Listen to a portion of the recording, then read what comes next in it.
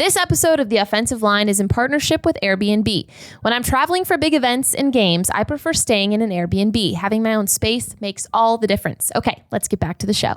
It's the worst interception I've ever seen in my life. It's like Will Levis-esque. Washington has the best quarterback in the division. Jameis Winston, for the love of God, start him. I don't know what the hell we're doing with Deshaun. Kelsey is a rare face who's teamed with a heel in Patrick Mahomes. Are the Bengals cooked? Aaron probably just made the phone call today to have his coach fired, so why not make another phone call and get a wide receiver?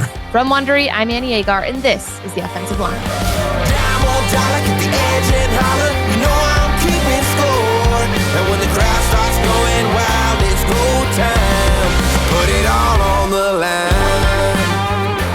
Welcome into The Offensive Line, you guys. I'm your host, Annie Agar. We're here to make some picks, talk some shit, and hopefully make you some money. And I am here today with the one and only, our guest, Peter Rosenberg. Peter, how you doing today?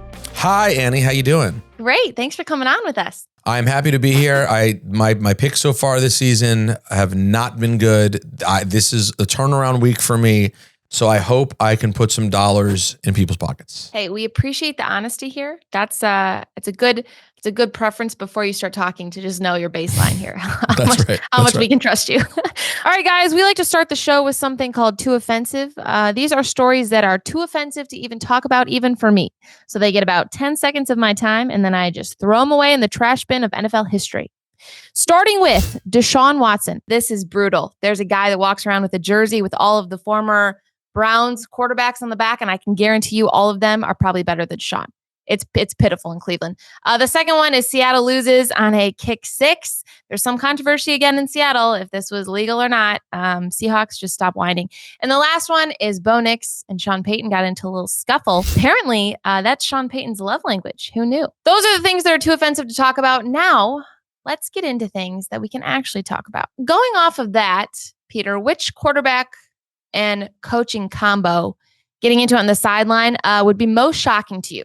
Maybe two that get along super well, and then when they start arguing, you're like, "Whoa, where did that come from?" You mean I'd be surprised if it happened now? Yes. Robert Saleh, certainly, because he won't be in attendance. That won't be possible. I mean, not to be like that guy, and they're my team. We're about to get into them, but I mean, I'm just sorry. The idea of seeing Dan Quinn and Jayden Daniels like in a heated debate right now doesn't seem like the personality of either of them at all, which I think is one of the things that's working really well in Washington. That's a great point. Let's start there, actually, Peter. You just told the people the Commanders are your team, right? Is this a from birth fandom? Yeah, pretty much. From like 86. Okay. Since I was like 6 years old. I've been down since day one. So it has been a tough run. They won 2 Super Bowls before I was 12. And I was like, oh, this is what rooting for football is like. Like you just win championships. Like your team just dominates. You have the greatest coach. You have like this trio of wide receivers that everyone loves. I just thought that was the way it always was. And then, yeah. I did mention in my video, I said Washington hasn't been this good since 1776. That's beside the point. Okay. This week, this game is going to be very entertaining. We have Washington and Baltimore, two of the very similar quarterbacks, two of probably the best, most mobile quarterbacks, Lamar and Jayden Daniels. Washington is not favored in this game. Baltimore is favored by -6.5. Before we get into our picks for the game, I want to ask you a few questions from the Commander's standpoint of things. You just talked about how things have changed recently for you in this fandom. How has your life changed in general from rooting for a team that is no longer an embarrassment to society? I'm glad you asked because it's a big deal. Honestly, it's like literally my phone never stops going off on Sundays. I'm not even kidding. I get congratulated friends again. Oh. I get congratulated on the street. I've been on the radio in New York for over 15 years. And everyone in this town who's ever heard me knows that like this is my team. I have other teams in other sports that I love, but nothing's like them. Yeah. So it really is pretty amazing. Like to have lived through the shit like I did. We're now 4-1 and I'm being treated like a god. Like I'm just going to be honest. People love talking about this team. I get like random texts from fans of other teams. My friend who's a huge 49ers fan, he wrote me the other day at 4:30 and he said, I don't think I've ever said this to you in the time that I've known you, but your football team is a joy to watch. And I was like, they are a joy to watch, honestly. So it's been really cool, man. And like my wife and I have only been married a year and change, and we've been together 4.5 years. She went through like Sam Howell and Taylor Heineke and so she now is like, oh, is this what this is going to be like? Like I could get down with this. Are you having RG3 flashbacks or RG3 trauma from seeing Jayden Daniels? People talk, he's smaller. We know that. His play style, we don't know how long it'll be sustainable with how tiny his frame is, but it doesn't seem like an issue now. Are you having any of those RG3 concerns? No, I did for about a week. He's just completely different than Robert, like in a million ways, but particularly and most importantly, I guess when you talk about it from a football standpoint, if you haven't watched every play of their season, you see highlights and you go, ooh, this feels like RG3. If you watch every play, he is not a runner. Like I know that sounds crazy because he runs a lot and he runs well. Now, he's a pocket passer. He goes through his reads. He uses his running ability to bail them out when he needs to. And maybe the most impressive thing I've seen over the last 5 weeks is his decision-making on when it's there or not has already evolved, with all due respect, further than RG3's ever evolved. Like he already in 5 weeks can see it's not there and he just steps out of bounds and says, next play. So no, I'm honestly, I'm not feeling that. It's like, it's fighting me. Like it's not the RG3 part. It was the overall joy around the team. That's the trauma, is that the last time I felt this, it went so bad. Yeah. But like the owner's not the same. The coach is not the same. The players are not the same. They're not the same. So I'm trying to fight through that narrative. It's like the Green Goblin mask in the corner. Like, oh, remember the pain. Yeah, and I will say too, because people are saying, well, Cliff Kingsbury's great and everything, but that one scramble where I think he ran in for a touchdown and went to the 1 yard line. They talked to him afterward and he said, hey, was that a Cliff call or was that a you call? And he's like, well, Cliff said, if I need to, I can do it. I mean, you're allowing your rookie quarterback that much freedom already is wild. So Washington, whatever you're doing, it's right. How far does Washington go, do you think? It's funny. I mean, to me, in this offseason, I just kept being like, is everyone still talking about Dallas? Because like they didn't do anything to get better. As excited as everyone was about Zeke coming back to Dallas, like I didn't think they were doing anything that was really special. So Dallas, I thought, was overhyped. The Giants are they're just not a talented football team. I think they're actually playing pretty well given their level of talent right now. Philly, of course, is a bit more of a surprise, though. I got to tell you, like down the stretch last year, I was like, who is this Philly team? Are they what we thought they were? So the wild card always is, do you have a quarterback? I will bet every dollar, not in my bank account, but that's on me right now, that Washington has the best quarterback in the division. Sorry, wow. Jalen. I agree. I've seen enough of Jalen over the last few years to know he's a pretty darn good quarterback. The ceiling for Jayden is much higher. And if you have the best quarterback in the division, you have a chance to win the division. So is it going to happen this year? I think the defense will be a major part of that. Will they keep Jayden upright?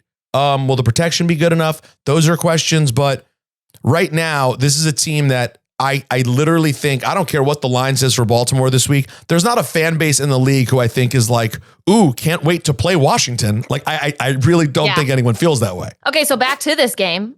We can make a pick on this one. It's weird that Lamar is 21-1 versus NFC teams. That's a crazy stat to me. And it's weird that this rivalry isn't a little bit bigger because it's pretty close. And they said something about Washington. You guys don't have to travel. I mean, you play Baltimore. You play, I think it's the Eagles next. So it's like little road trips. You don't have to get on a plane for There are no road trips. Yeah. Yeah. Okay. So with this game, what's your pick in it? And then we'll go a little bit more in depth in Lamar and Jayden. Truth be told, I'm be honest, I had not looked at the line yet until you just told me what it was. 6.5. 6.5. So following the Commanders' lines have been really interesting. They were 7.5 point dogs at Cincy. And that seemed pretty fair after the first couple of games. Then they just pull off just a sick game in Cincy. And they go to Arizona and were 3.5 point dogs to Arizona. And I thought, oh, that's a little weird. Yeah. I took Washington. They won by 30 points, right? Then the week after that, They host Cleveland, who sucks. And they were 3-point favorites. It landed, I think, at 3.5 by the time we got to Sunday. Now you tell me they're 6.5-point dogs against a great team. Don't get me wrong. But a team that is just now finding its way over the last couple of weeks. Mm-hmm. And as you pointed out, Annie, is not a road game, really. I mean, it is and it's not. 6.5 is a big number. Like that, I just feel like that's kind of, I know that the Commanders defense is going to struggle this week. Mm-hmm. Containing Lamar is a problem. Yeah. It's that will be an issue. I love the Commanders to cover the number. I do. Okay. I don't know if we win outright. And you made a great point. I'm from the area, and so I can confirm for you, the rivalry is not what it should be. In a lot of ways, Sunday is the start of this rivalry. It's been 20 some years since the Ravens got there. Washington has basically stunk the entire time. They've had a couple of important games in that time. In 2012, RG3's first injury that set him on the path to it all falling apart was actually against Baltimore. But besides that, they just don't have a lot of marquee moments. I truly believe that this weekend is the start of a real Baltimore-Washington rivalry in earnest, and I think it'll be close. I think probably the Ravens win, but that's also me just like not wanting to jinx myself. Yeah. But I think the Ravens by a field goal or something like that. I just don't. The Commanders' offense doesn't appear super stoppable right now. So I have to imagine it's a shootout. And like the Ravens just had this past weekend with Cincinnati, I think we'll see a shootout against Washington as well. That's what I was going to say. Definitely take the over probably on this game. All right. So you're going to take Washington to cover, possibly win it, but Baltimore probably to win. I think I'm going to take, man, I want Washington. I might have to do the same thing. I would pick Baltimore, but I am so high on Washington. I can't not. You got to pick with your emotions. That's why I lose so much money. You got to feel it. You got to feel in your gut. What's your gut saying? My gut is saying Washington. Let's go. I'm going to take, points. You know what? I'm going to take them just a money line. I'm going to take them straight up. Wow. Give me Washington. Give me Washington. I love it. John Harbaugh's going to blow a fourth quarter lead. It's going to be great. We've seen enough of the season now, though, but everyone still, for some reason, it's week 5. They seem a little scared, Peter, to make these resolute, definitive statements, but not us, not here at the offensive line, because if we offend anybody, I mean, that's part of the show. So we're going to throw 2 minutes on the clock and let's see how many takes we can make in these topics. They could be a wrong take. You just got to be definitive on it. You can't just be like, well, it could happen, because as many times as people talk about the Vikings, they're like, oh, they're 5-0, but they're okay. We're going to make a definitive answer to that. Okay. Are you ready, Peter? I'm ready. Here we go. Are the Vikings the best team in the NFC? They're very good. They're very good. They're not the best team in the NFC. I mean, I would agree, but that's a Packers fan in me. Should we worry about San Francisco? I don't think you ever worry about San Francisco. I'm sorry. It's a weird divisional loss this week. Who could have guessed that? But I know people with survivor pools are angry, but no, I'm not worried about San Francisco. They'll get healthy. Are the Bengals cooked? They're not cooked to completion, but it's getting warm. It's starting to get a little warm in there. They're soaking. They're soaking in the hot water there. Yeah, but I wouldn't go with all the way cooked yet. No. Who should trade for Devontae? Listen, I think he wants to go be with Aaron. Yeah. And, Aaron probably just made the phone call today to have his coach fired. So why not make another phone call and get a wide receiver? We're literally I'm watching my phone right now, seeing if something's going to pop up about Devontae. Okay, is Trevor Lawrence good? I think Trevor Lawrence is good. I do. I mean, I have not watched him this year, and I know it's been mostly a debacle. But I'm sorry, we had a couple of years already of believing that he was good. Yeah, I think he's good. How about Justin Herbert? Is Justin Herbert good? I have not watched Justin Herbert for a second this season. But I have generally thought Justin's a pretty good quarterback too. I know it's sexy and easy to like decide when a team's not playing great, they're not good. I think Herbert's good. Greg Roman is probably screwing with him, but it's okay. Will the Chiefs three-peat? Will they make it to another Super Bowl? Probably. Awful. Probably. I hate that. I know. Okay, and lastly, the most controversial one, and this is going to tell me a lot about you, Peter, is a hot dog a sandwich? This comes up too often. No. Right? There's your definitive answer. It is not a sandwich. It's a hot dog. That's why it's called a hot dog. Thank you. Golly. Okay. You guys, after those controversial takes, these are definitive things. So if you want to bring them up later in the season, I mean, we are resolute on this. Just blame Peter because I didn't say anything. No, you didn't. It was me. We will be back with more football, more great takes, and more picks. When my dad and brother, who you've seen me post a lot about before, did a race in Germany, it was my family's first time being out of the country. And let me tell you, it was a trip. We felt a little lost. There were so many moving pieces and we'd never been there before. But the Airbnb we found in the countryside away from the city and the airport and the noise was incredibly peaceful. We had this amazing family dinner one night. Our aunt and uncle came over from their hotel just to spend time at our Airbnb. That's how nice it was. And even with all the equipment we had to bring over for my dad and brother, we never felt cramped. Airbnb is such a great way to host your entire family. There's dedicated spaces to hang out. You can share a meal and make great memories. It's so much better than having to meet in a hotel lobby or make a reservation. And that is why I love Airbnb. All right, guys, you know that we want to bet on touchdowns. Well, DraftKings Sportsbook heard us and they are delivering because touchdowns matter more at DraftKings Sportsbook, an official sportsbook partner of the NFL. So are you ready to place your first bet? Try betting on something simple like picking a player to score a touchdown. Look, you guys, I know it's been a rough season for Falcons top fantasy players and Arthur Smith isn't even there anymore, but Bijan is getting on the board against the Panthers. It is the Panthers after all. And what about Amon-Ra St. Brown versus the Cowboys, whose coverage is less than great? I'm guessing this will be a high-scoring affair and the Lions will keep feeding their guys as they always do. Give me an anytime touchdown, Amon-Ra St. Brown. Are you ready to do a touchdown dance of your own? Score big with DraftKings Sportsbook, the #1 place to bet touchdowns. Download the Sportsbook app and use code TOL.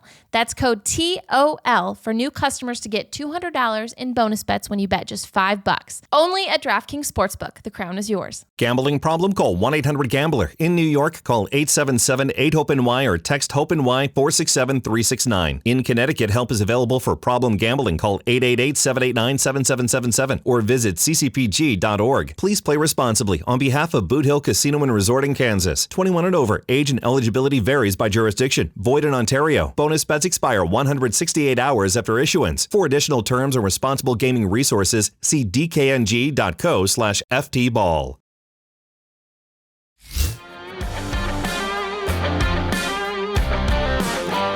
All right, guys, welcome back to the offensive line.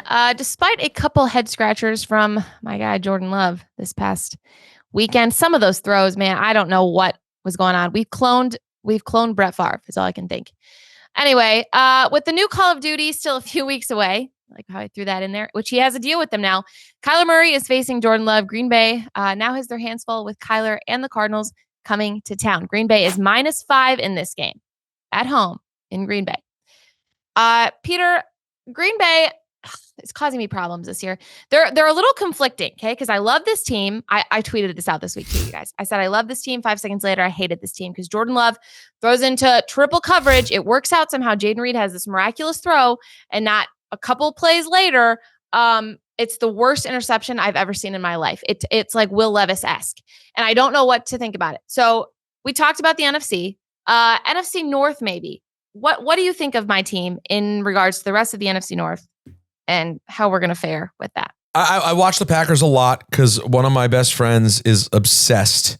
And I would say he came in a little too high on the Packers, like legit, seriously, they're winning the Super Bowl this year level, which I think was, I get how you could get there, but it was an uber optimistic view. As we just learned from our conversation about Justin Herbert and Trevor Lawrence, like deciding, and I'm very high on Jordan Love. I stated in this offseason that by the time we get to next season, he will be in the most elite conversation with your Josh Allens and your Lamar Jacksons.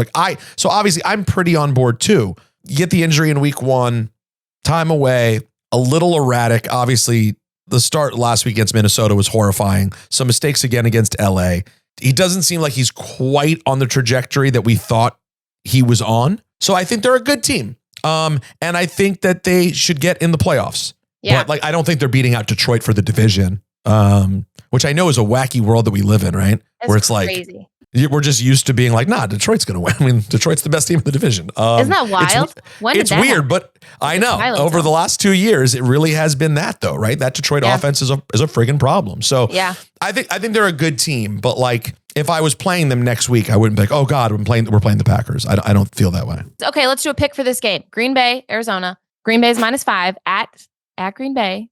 What are your thoughts on this game? Who are you taking? I don't love touching this game. I probably wouldn't choose it this week.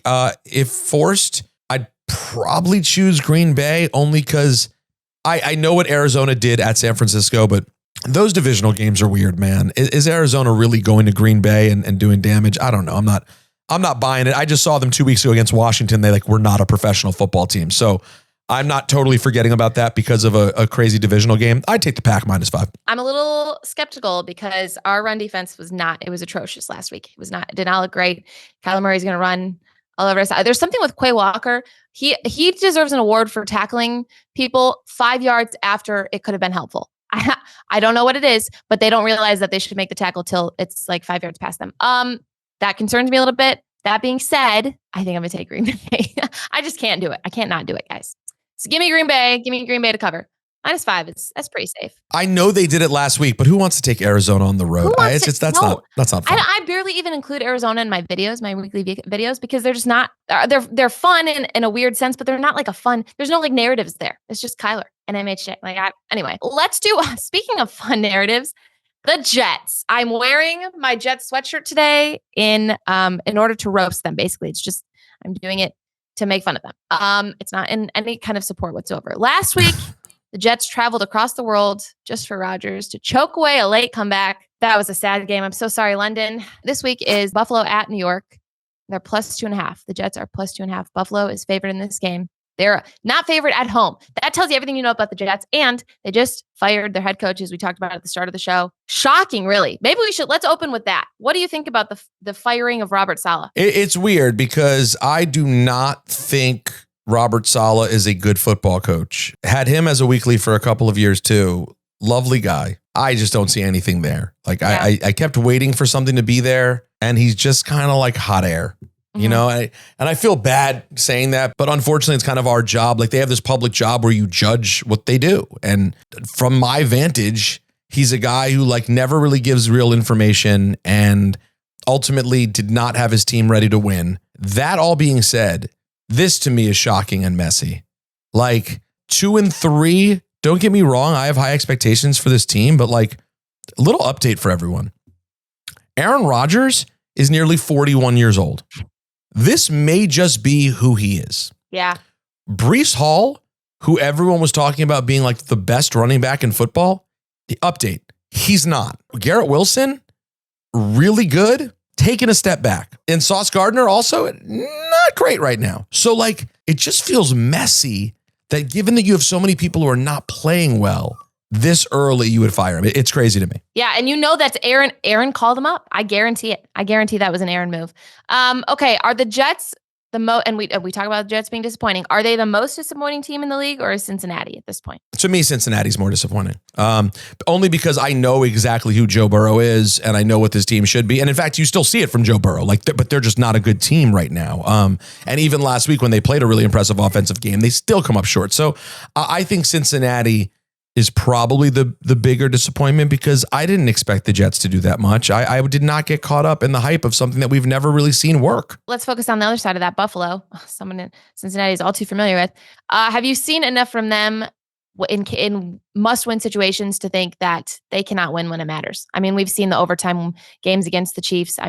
It just happens consistently. Do you think that's a case for the Bills? Listen, if it was an AFC Championship game against the Chiefs, all right. Week to week, I'm pretty trusting of the Bills week to week. I really am. I think during the regular season, they do what they're supposed to do. I thought the Bills were going to have a big step back year this year.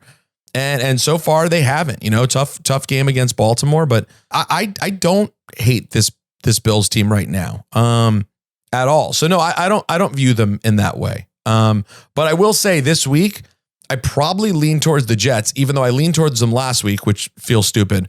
But football teams and new interim coaches and stuff, I sort of feel like this is one where they'll have an emotional spot. It's in New York. People are going to be super hyped. Yep. Maybe it's addition by subtraction. Maybe Saleh sucks. Maybe he really sucks. Yeah, that's a great point. That would be amazing if he comes back and has a win this week. I might have to go with Buffalo on this one. I get it. I mean, listen, I certainly think Buffalo, generally speaking, is a very safe team to take against New York. But I sort of think this is a bounce back spot for the Jets, who are desperate for one. Has Rodgers completed the heel turn to become the villain of the league? Would you say Aaron Rodgers is the worst person in the NFL right now? No. And I do not like Aaron Rodgers, but no. I mean, as much as I dislike basically everything that he has to say, Rodgers is a dick. And he's not even a dick. Rodgers is a know-it-all. He's just annoying. He's gone too long in his life without someone being able to look at him and go, hey, yo, shut the fuck up. Peter, he is an enigma. Okay. So yeah, but we all need that. I can get that from a family member, right. My wife, a coworker, even. He doesn't have family or a wife. So that makes sense. Exactly. He ridded himself of anyone who can tell him to shut the fuck up.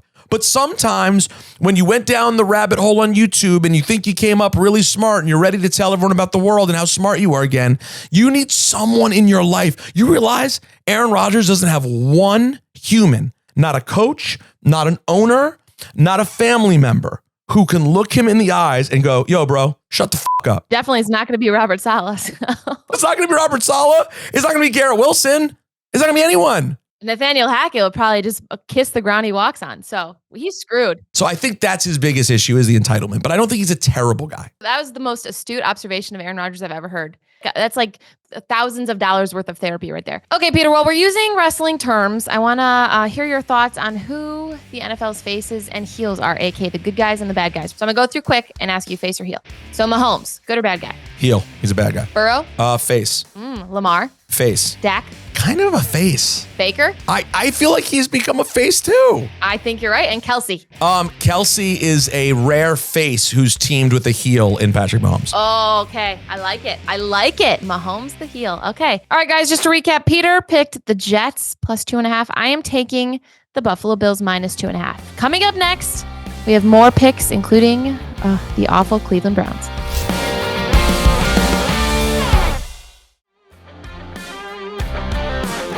All right, guys, welcome back to the offensive line. Just when you think I can't hate on the Browns more, let's get into it. We have Cleveland at Philadelphia.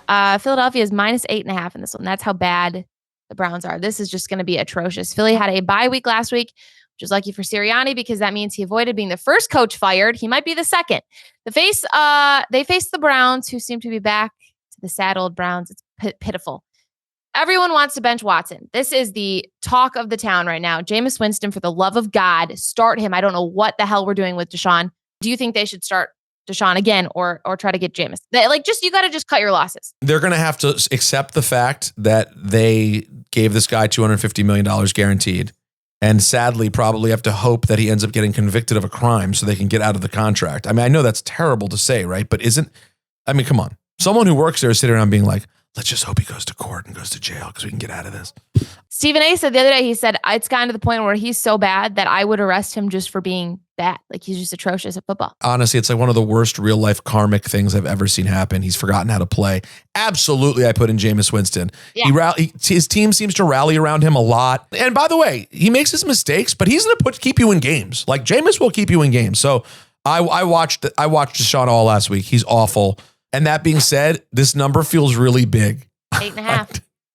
It feels really big for a Philly team that's been struggling. And the Cleveland defense, even though they got sort of mopped by Washington, they're still a pretty good defense. Right. I don't know. I hate this game. I'll take Cleveland to cover the points. Hold my nose. Every game that you hate. This is a horrifying game, but I guess I'll take Cleveland. Okay, so I am going to take Cleveland to cover. As painful as this is, Philadelphia might be just as bad. And then Peter is also taking Cleveland. Look at that. We're agreeing on things. Now we're on to our most offensive game of the week. This is the offensive line's most offensive game of the week. We have Jacksonville, speaking of the Bears, versus the Bears in London, super early in the morning. Chicago is minus 2.5. Two number one picks who leave you with more questions than answers. Who do you trust in London this week? I'm taking Trevor Lawrence in Jacksonville. They've been there before. Yeah, they literally live in London half the year. It's absolutely insane. This is a home game for them. Like, this is just such old hat for them. It's not like I think Chicago. Actually, I don't hate this game as a pick this week. I'd actually really consider taking Jacksonville this week. Getting points. Everyone's high off the Bears getting a win. Good for them. Yay. I still don't think the Bears are there yet.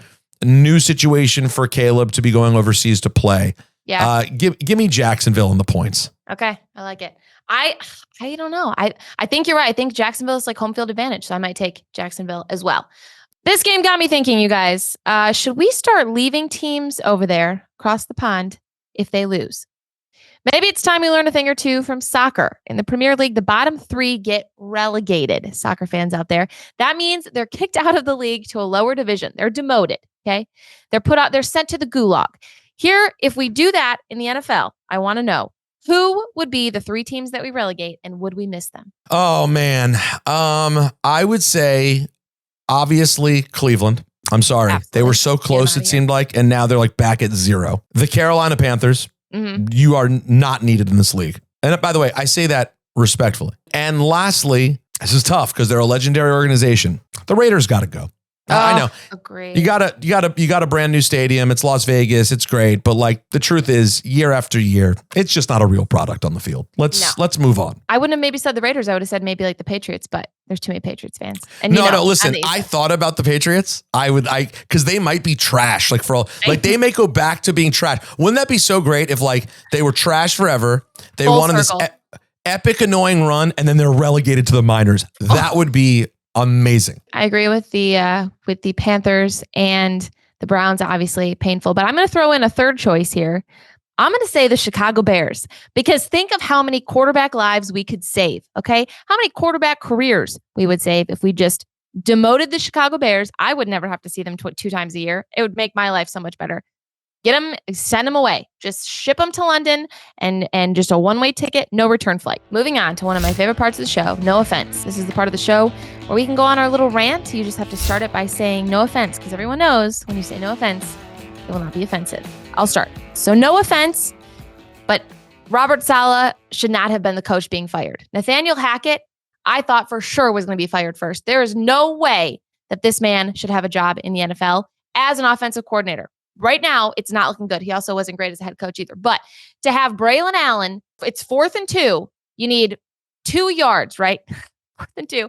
He has Braylon Allen back 7 yards, and they line up in shotgun. I don't know what Nathaniel Hackett's thinking. He doesn't put anybody in motion. It's literally like watching the Cowboys. Nathaniel Hackett should be fired. However, Robert Saleh was very deserving as well.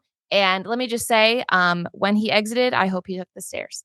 I don't hate that. I don't hate that take at all, by the way, because the play calling has been horrifying, and that's not Saleh's job. Like, yeah, don't get me wrong, Saleh's not good, but he's not the reason their offense stinks. It's a great take. Do you have any no offense for us? No offense. The Lakers are coming off like such losers right now. I love this take. They're such losers. Okay, granted, I'm a Celtics fan, all right? The Celtics are legitimately in earnest chasing number 19. We are legitimately chasing a championship. The Los Angeles Lakers, the biggest thing they're going to celebrate is that LeBron and Bronny got on the court during a preseason game. That's so embarrassing. And when asked about it, LeBron was like, oh, we don't really have expectations this season. So like, this was your expectation? Was this made up story? So you're chasing your 18th. The Celtics are already on to 19, and you're worried about whether dad and son get to play? It's a joke. If I was a Lakers fan, I'd be mortified. Good night and good luck. LeBron had 19 points the other day. So combined, him and his son, they had 19 points. That's how bad Bronny Jr. is. It's not great. Oh, no. All right, guys. Thank you for bringing some NBA to the show. We need that. We need to humble LeBron a little bit. All right, you guys, now that we've vented a little bit, we had a little therapy session. Let's go over our picks. We agreed on quite a few here, Peter. We agreed on Washington plus 6.5 at Baltimore. We agreed on Green Bay's -5 versus Arizona. We also agreed on Cleveland to cover against Philadelphia and Jacksonville plus 2.5 versus Chicago in London. The difference here was Peter picked the Jets plus 2.5 and I took Buffalo -2.5. All right, Peter. Well, thanks for joining us today. Make sure to check out his podcast, Cheap Heat. Appreciate you being on today. Thank you so much. Yes, if you enjoy wrestling at all, go find Cheap Heat wherever podcasts are found. Annie, thank you so much. Let's go Commanders. I can't say that, but I'll support Jayden Daniels till I die. That's it for this week on The Offensive Line. You guys be sure to follow us wherever you get your podcasts, and you can watch our full podcast episode on YouTube. Make sure to subscribe so you don't miss an episode. And as always, Des didn't catch it. See you guys next week.